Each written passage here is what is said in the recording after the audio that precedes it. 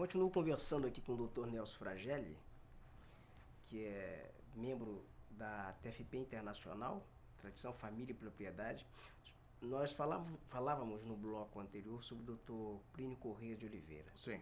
O Dr. Plínio ele dizia que a cidade de Campos era uma espécie de farol para o Brasil, que o que acontecia em Campos irradiava pelo Brasil inteiro. Por que essa tese? Por que essa fascinação do Dr. Plínio Corrêa de Oliveira por Campos?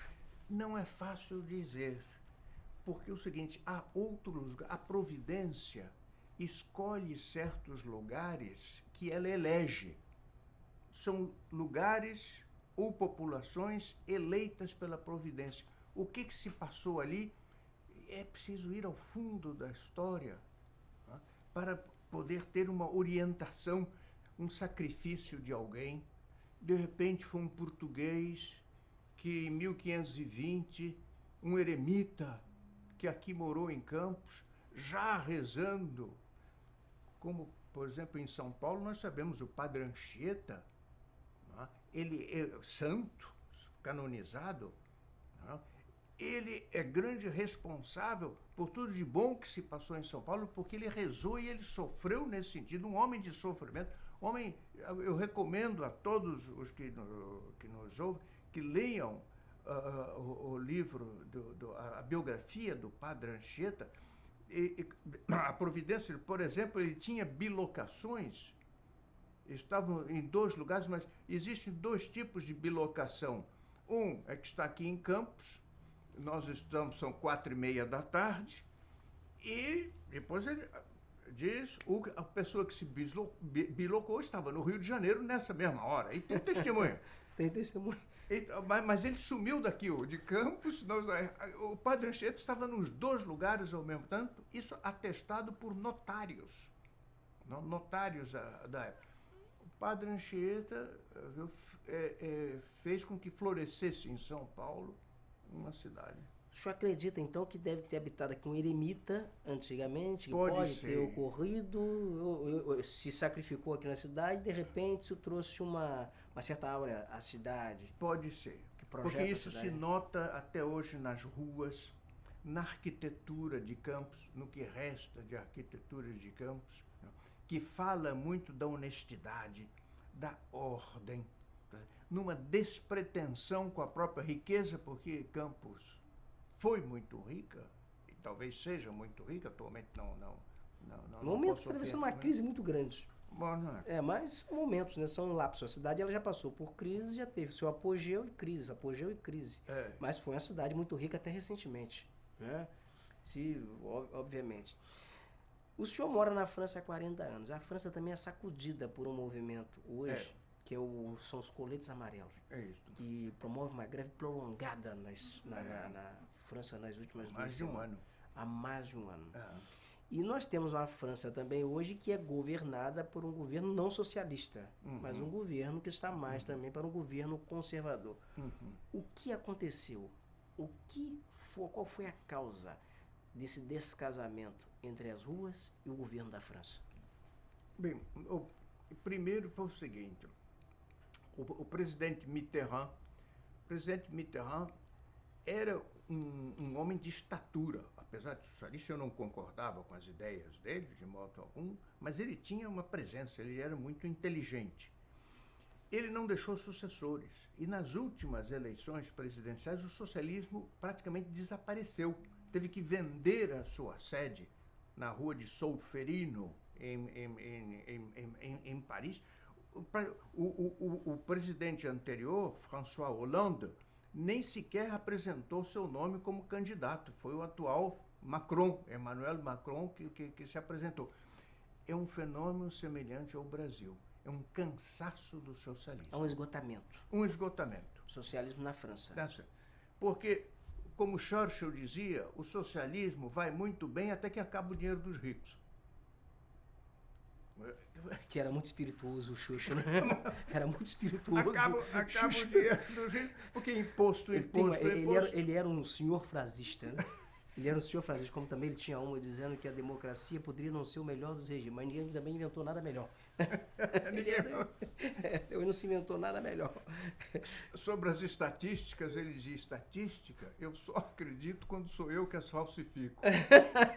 Ele era fenomenal.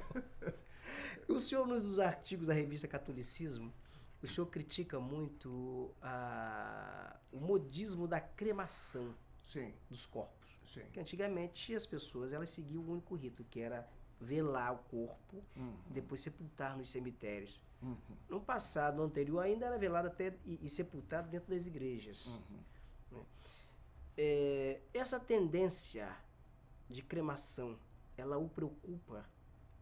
Sim, se preocupa porque ela não é condenada pela igreja, ela é desaconselhada pela igreja. Não? E ela, na França, ela só surgiu, eu creio dizer isso no meu artigo, em seguida à Revolução Francesa. 1789, o senhor fala isso no artigo. Foram as ideias da Revolução Francesa que propulsionaram a cremação, porque há na cremação um certo comportamento ateu, daquele que não crê na vida eterna, na ressurreição dos corpos, tá certo? E que tudo termina aqui. Diz, bom, mas cremando hoje vai ser cinza, tão cinza quanto será daqui 10 anos. Tá? Mas há um processo natural, tá certo? De decomposição, tá certo? Que volta ao limo da terra do qual nós saímos quando Deus fez Adão, o primeiro homem, e que conforta essa ideia de vida eterna e de ressurreição dos corpos. O que acontece, a igreja tem o Dia dos Mortos, é 2 de novembro. A cremação vai eliminando a oração pelos mortos. Porque as pessoas deixam de visitar o cemitério, porque as cinzas estão em casa, estão numa caixinha, assim, no cemitério. Eu tenho uma amiga na França, que eu conhecia, gostava muito do marido dela, o marido morreu, eu estava no Brasil quando ele morreu. Quando eu voltei, fui visitá-la. E eu disse, eu quero ir levar uma flor para o seu marido, para a sepultura. Ela riu e disse, olha, ele está ali debaixo da televisão. Era as cinzas. São as cinzas dele. E na televisão ela via coisas engraçadas, ria, etc. Quer dizer, essa reverência pela morte acaba. E o culto, não é culto, é a veneração dos mortos é muito importante. A oração por eles e até mesmo o pedido de intercessão deles por nós. Tá certo? É muito católico isto. E não esquecê-los. Morreu, queimou, acabou.